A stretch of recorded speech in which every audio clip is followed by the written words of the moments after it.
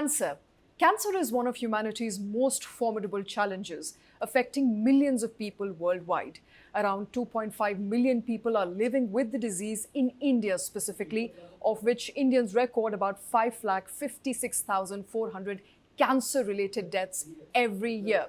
One of the biggest challenges is the heterogeneity of disease, which means each cancer behaves differently, requires personalized treatment approaches. Late diagnosis, high treatment costs, and side effects further complicate the battle.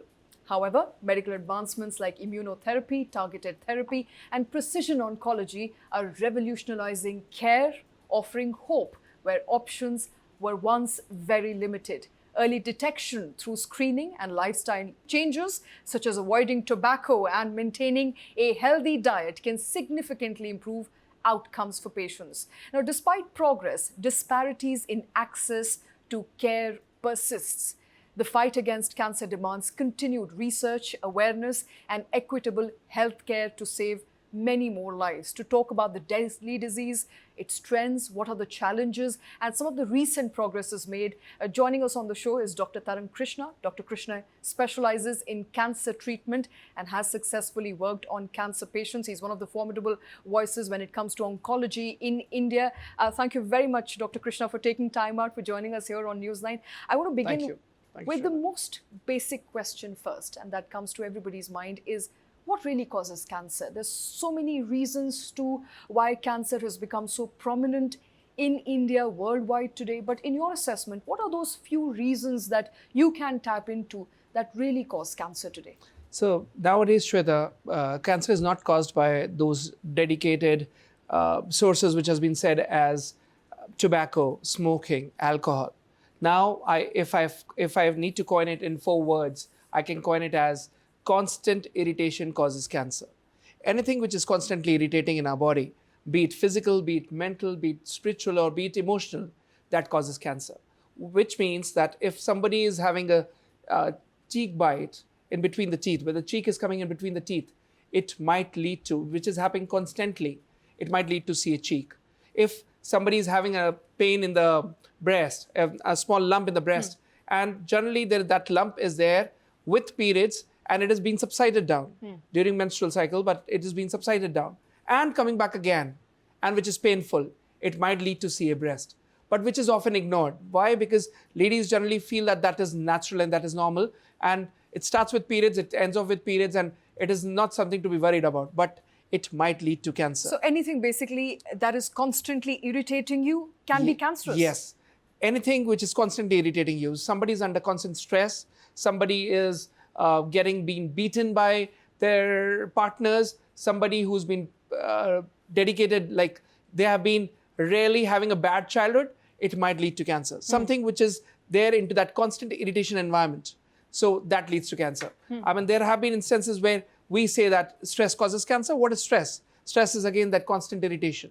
Stress is again that there have been people who have been getting restless, agitated, they have been getting angry whenever there is too much of a traffic on the road, right? And then they feel that they always get irritated whenever they find traffic on the road. But without even realizing that whenever there's this constant stress, they are increasing the level of cortisol in their body. And that increase in cortisol may lead to cancer. So if one were to work on stressors, perhaps that would also reduce the risk of cancer? Yes. If we control the stressors, if we control those maintaining causes, if we control those causes which are actually aggravating those conditions in the body, it might prevent anybody from having cancer. So that can reduce the cancer risk? Yes, yes. So simple 4 words, if you understand this, probably you can get yourself safer away from cancer, is constant irritation causes cancer. And what happens is people just say that there might be different etiological factors which might aggravate the chances of having cancer in the body, but simple straight words is irritation. Okay. Yeah. Now, you've broken it down very simply, so I'm very amazed. A lot of people may not know that. But at the same time, what they do know, that cancer is deadly and treatment is limited. In your understanding today, how far have we come when it comes to treatment? How advanced are we when it comes to treatment? Oh, we have come a long way. We have come a long way. Why? Because cancer is no more deadly disease. Earlier, cancer, so people don't die of cancer. People die because of this word cancer. People die of fear of cancer. People die of having that thing in their mind that, oh, that they have got cancer in their life, which is not been realizing that it is like any other disease. It is like, so there has to be no fear associated with cancer. Whenever there would be a fear associated with cancer, that is where it becomes deadly. That is where, because people lose their hope the moment they have been diagnosed with cancer. They start crying, some people start writing the will that they won't survive. You are manifesting your future in the worst form possible, that you're not going to survive.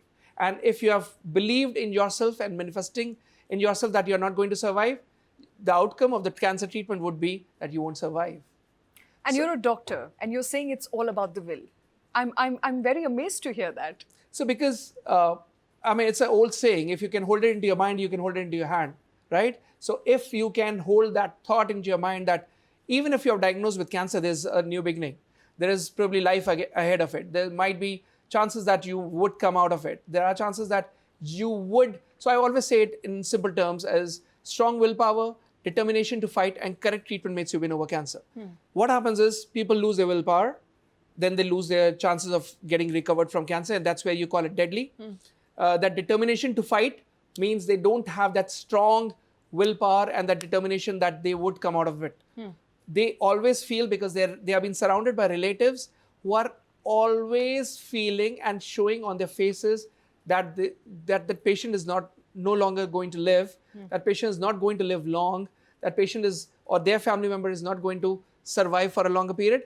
That's where, being a patient, any patient would see that their relatives are just manifesting or just believing in that and giving up on them. Anticipated future, right? And giving up on him or her that, so he's not going to survive. So whenever those relatives are going to meet that patient, they go with that fear in the mind, with their fears on the faces as well, that, with a sad face, oh my God, the outcome is not going to be good, and their end is near.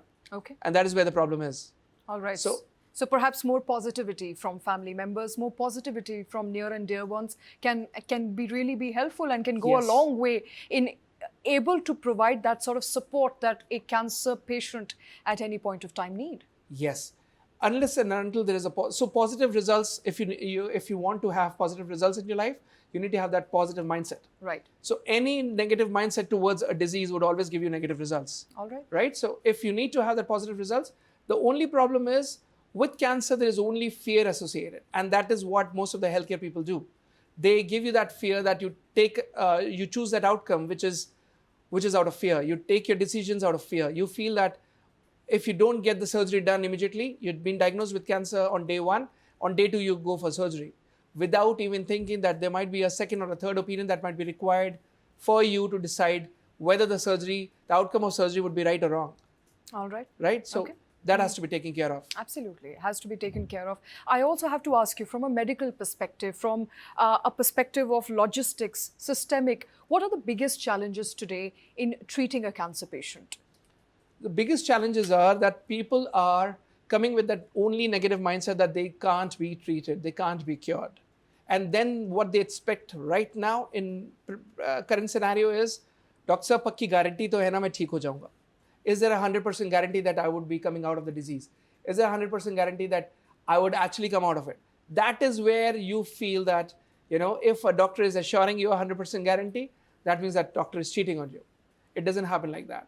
All doctors would give their best possible effort to treat you. But you need to be sure enough that it is a collective effort. The family members, so it's a triangle that works. It's your support system, your own personal willpower, and correct treatment. Now, correct treatment is doctor's responsibility. As a doctor, my team and me doesn't leave a stone unturned for recovering a patient. That's the reason we have such high success rates in recovering cancer patients, right? And when I'm talking about high success rates, I'm talking about stage 3 and stage 4. Okay. Right? So this is the reason. Now, so what are these success rates for anybody watching today who perhaps either is a cancer patient or is curious to know what the success rate is, if at all they were to be met with this deadly disease? What is the success rate today? So it depends upon, success rate would depend upon what is the current state of the patient, and what are his presenting complaints, and what is his health status, as in at what condition has he started reflecting on the symptoms because of the extent of the disease. If the disease has not metastasized, if it has not gone into any major organs like brain or liver, then the success rates are much better. It is generally to as high as 60 to 80%. And if it has metastasized to the brains, yes, the success rate would come down to 45 to 50%, right? Right. But it has to see where the extent of the disease is, how much is it has spread, whether it has spread to liver, lungs, bones, and brain, or whether it has been localized out there in that local region or into the surrounding lymph nodes. So if it is just surrounding the lymph nodes, then obviously the success rates are much better. Obviously the success rates is, that patient can be recovered. Right. But it is also important for any patient to have these three things in mind before starting up any treatment. Number one, his own personal willpower. He needs to have that strongest willpower. Number two, his support system. If his family members are standing by his side with that positivity that that patient would come out of him, or that family member would get cured of cancer, that is where that positive outcome can be manifested. And number three is correct treatment. When you're talking about the correct treatment, means whether that patient is undergoing that torture of the side effects of the treatment, or it is the alternative methods where there are less side effects, there are no side effects, and the recovery is much faster. All right. So it all depends on that. I want to talk about treatment, because treatment, there's so many myths around treatment, so many questions on what is the right treatment, what is the wrong treatment. So if a cancer patient comes to you, newly diagnosed, what are the factors that you keep in mind while deciding the treatment for that person? Initially, whether that patient is reflecting any symptoms or not. If there's excessive pain, that pain management is necessary. If the patient is vomiting a lot, that vomiting has to be controlled. If the patient is actually having severe gastritis or mucositis, then that symptom has to be controlled. So initially you need to regulate the symptoms first, and then try to work on the treatment where that patient is able to tolerate that treatment well. So if we are giving the medicines, the good thing is our medicines does not have any side effects. So the recovery is much faster. And number two, if the patient has lost his appetite, if there is an ascites is a accumulation of the fluid in the abdomen, or pleural effusion, where there's an accumulation of the fluid in the lungs.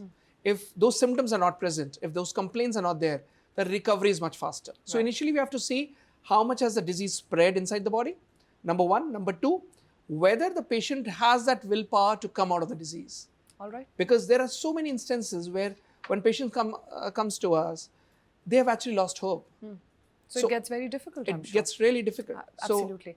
And I have to ask you, you mentioned alternative medicine, and you also said that your medicines, some of which you prescribe to people, don't have side effects. So in your assessment, in your understanding of cancer as an oncologist, what are some of the most promising advancements that you have seen? It doesn't necessarily have to be in modern medicine, but, as you mentioned, alternative medicine as well. So there's this advancement that I see with our cancer healer therapy. Now, this is the therapy which has even been appreciated all across the world, is because this is a treatment without any side effects. Yesterday only I saw a case where that patient was having a breast metastasized into bones, and the disease already spread to the bones, and that patient was coming with acute pain, and that patient was taking acute morphine tablets, 20 milligram, 6 times in a day. So almost 120 milligram in a day, which is almost at the maximum dosage. So you can understand how much pain that lady was. And when she came to us about 6 months back, she was in acute pain. So when we started the treatment, we did not ask her to stop the medicines. We did not ask her to stop any morphine. We just asked her to continue with our treatment along with theirs, along with those morphines and those painkillers, and let's see how it goes. Now, when our medicines was being given, what that patient was being given was an acronym which is MEDS-RX. I'll explain that to you as well. So there's MEDS-RX along with our cancer healer medicines. What that magic happened was, it was no magic, it was pure science, is that these medicines worked on her immune system and boosted her immune system in such a way where every normal cell becomes surrounded by a jacket where it was not getting damaged by a cancer cell. Number one. Number two, the immune system becomes so much higher and stronger that she was able to tolerate any of the side effects that was coming up because of the side effects of chemo. And also it became so much resistant to take care of the disease process, where the disease started restricting to its own domain. And slowly that 6 tablets of morphine got reduced to 5. then to 4, and eventually to none. And after 6 months, she came yesterday. And that was just 6 months. Just 6 months. And she came yesterday to see me at my OPD. She was without any tablets. She was without any painkillers. Though the disease is still there and it's a long way to go, but at least that disease has stopped there and then. And there is no aggravation. That's wonderful. And there are no painkillers. So this, if you're able to give a great quality of life to a cancer patient, I think that's an achievement. Absolutely. Then followed by longevity. If that patient who has been lost all hope of surviving,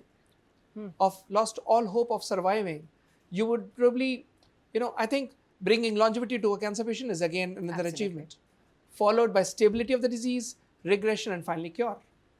That's wonderful. Very good to hear that. Since we're making so many achievements and advancements in medical science when it comes to treating cancer, I have to ask you, what is it that you're most excited about when it comes to therapy, when it comes to advancements?